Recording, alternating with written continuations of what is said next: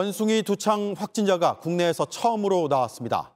독일에서 들어온 우리 국민입니다. 입국하자마자 의심 증상을 신고해 곧바로 격리 병상에 옮겨졌습니다. 방역당국은 위기 경보를 관심에서 주의로 올렸습니다. 코로나처럼 중앙방역대책본부도 꾸리기로 했습니다. 먼저 유한울 기자입니다. 국내 첫 확진자 30대 A씨는 어제 오후 4시쯤 독일에서 귀국했습니다. 입국 당시 37도의 미열과 인후통, 수포가 올라오는 피부 병변 등의 증상이 있었습니다. A씨는 이에 따라 공항에서 질병청에 신고했고 곧바로 인천의료원으로 옮겨져 격리됐습니다.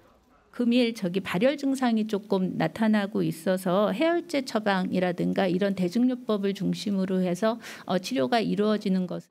입국하기 사흘 전부터 두통 증상이 있었던 A씨는 독일에서 의심 환자와 접촉한 적이 있다고 밝혔습니다. 방역당국은 A씨의 진술을 바탕으로 심층 역학조사를 진행할 예정입니다. 또 A씨와 함께 비행기에 탔던 승객들에 대한 관찰에도 들어갑니다. 특히 A씨 양옆과 앞뒤, 대각선으로 앉았던 승객은 중위험군으로 보고 있습니다. 이들에 대해 하루에 한두 번 증상을 확인합니다. 격리는 하지 않습니다.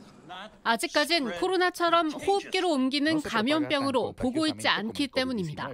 반드시 어떤 위험에 노출됐다는 뜻은 아닙니다. 백신 접종이라든가 관리의 수준은 재조정될 수가 있다는 말씀도 드립니다. 그 밖에 승객들은 잠복기 21일 동안 의심 증상이 있을 경우 질병청에 신고하면 됩니다. A씨와 같은 날 부산에서 의심 환자로 신고됐던 외국인 B씨는 2차례 검사 결과 수두로 밝혀졌습니다. 원숭이 두창이 아닌 게 확실해진 만큼 격리도 더 이상 하지 않아도 된다고 질병청은 설명했습니다. JTBC 유한울입니다. 전파력이 낮다, 치명률은 높다. 여러 얘기들이 있습니다. 걸리면 나타난다는 증상도 새롭게 보고되고 있습니다. 어떻게 전염되고 신체에 어떤 변화를 일으키는지 박민규 기자가 전해드립니다. 원숭이 두창은 한 달 반 만에 유럽과 미주를 비롯한 52개 나라로 퍼졌습니다. 현재까지 확진자는 3,100명이 넘습니다. 예상보다 빠른 확산에 세계보건기구는 코로나19에 이은 국제적 공중보건 비상사태 선포를 검토하고 있습니다. I beseech governments to tackle monkeypox without repeating the mistakes of the pandemic. 다만 예상보다 치명률이 낮은 건 다행입니다. 애초 원숭이 두창의 치명률은 3에서 6%로 알려졌지만 현재 유행하는 건 비교적 증세가 가볍습니다.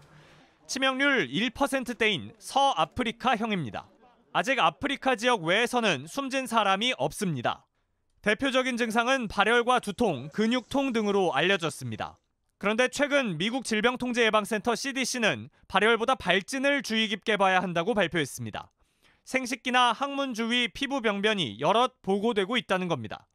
감염 경로가 아직 분명치 않다는 점은 문제입니다. 현재까지는 확진자의 체액이나 피부 상처 등에 밀접 접촉했을 때 전염되는 걸로 파악되고 있습니다.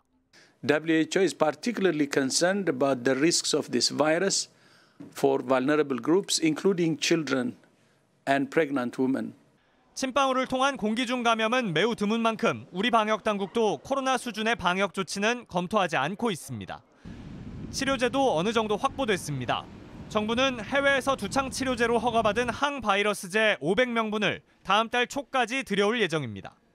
미국 등에서 접종 중인 개량형 백신 도입도 서두르고 있습니다. JTBC 박민규입니다. 네, 이런 가운데 지금 온라인에서는 원숭이 두창과 관련한 확인되지 않은 여러 이야기들도 계속 퍼지고 있습니다. 성소수자들만 걸린다거나 치료한 의사가 호흡기로 옮았다, 악수를 하면 걸린다, 이런 내용들인데요. 바로 팩트체크해 보겠습니다. 자, 이재인 기자, 우선 전염 경로부터 좀 보면 호흡기로 감염이 된다, 이게 맞는 얘기입니까? 네, 가능성은 있습니다. 하지만 흔하지 않다는 게 질병청의 설명입니다. 먼저 들어보시죠. 네.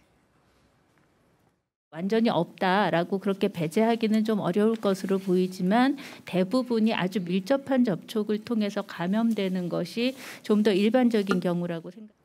네, 대체로 성접촉이나 혈액, 체액, 또 수포나 딱지 같은 피부 병변과의 신체 접촉을 통해 전염된다는 겁니다. 미국 질병통제예방센터도 비슷한 입장인데요. 입이나 목에 병변이 있는 확진자와 장시간 있었다면 비말을 통해 감염될 수는 있다고 했습니다. 다만 그렇게 쉽게 퍼지지는 않는다고 했습니다. 네, 그러면 호흡기로 옮는다는 얘기들은 어디서 그렇게 나온 겁니까? 네, 최근 이런 보도가 있었습니다. 네, 2017년 나이지리아에서 의료진들이 원숭이 두창 확진자와 직접 접촉하지 않았는데도 감염된 사례가 있었다는 겁니다. 하지만 미국 질병통제예방센터는 이 같은 공기 전파에 부정적인 반응을 보이면서 이 확진자 가족 의료진만 마스크를 써도 된다고 권고했습니다. 네, 악수하는 건 어떻습니까? 악수하는 것도 밀접 접촉으로 분류를 할 수 있습니까? 네, 이건 맞잡은 손의 상태에 따라 달라질 수가 있습니다. 일단 가벼운 악수로는 전파될 위험이 크지 않다고 합니다. 그런데 만약에 확진자의 손에 상처가 있거나 발진 또는 수포 등이 있는 경우에 상대방이 감염될 가능성이 있다는 게 전문가들의 분석입니다. 참고로 미국 질병통제예방센터는 가벼운 대화나 가게 같은 곳에서 확진자를 지나쳐 가는 것, 또 문 손잡이 같은 걸로 접촉이 될 때에 대해서는 원숭이 두창을 옮기지 않는 접촉으로 분류해 발표하고 있습니다. 네, 그리고 또 한 가지가 성소수자들 사이에서 감염이 된다. 이건 어떤가요? 네, 이 초기 확진자 상당수가 동성애자나 양성애자에게서 발견된 것은 맞습니다. 특히 영국에서는 지금까지도 확진자 대부분이 남성이라고 했습니다. 하지만 반드시 이 같은 성관계를 통해서만 전파되는 것은 아니라는 게 전문가들의 의견입니다. 들어보시죠. 피부 접촉을 통해서 전파가 되다 보니까 그러니까 성관계를 맺을 정도의 접촉이면 당연히 전파가 일어날 수밖에 없는 거거든요. 동성애자들 사이에서만 이제 전파되는 병, 이런 병은 아닙니다. 네, WHO 역시 누구와 성관계를 하는지와 무관하게 감염자와 접촉한 사람이 위험하다고 했습니다. 네, 그러니까 다른 거 다 빼고 감염자하고 밀접 접촉을 했냐 안 했냐 이게 중요하다는 거네요. 네, 잘 들었습니다. 팩트체크 이지은 기자였습니다.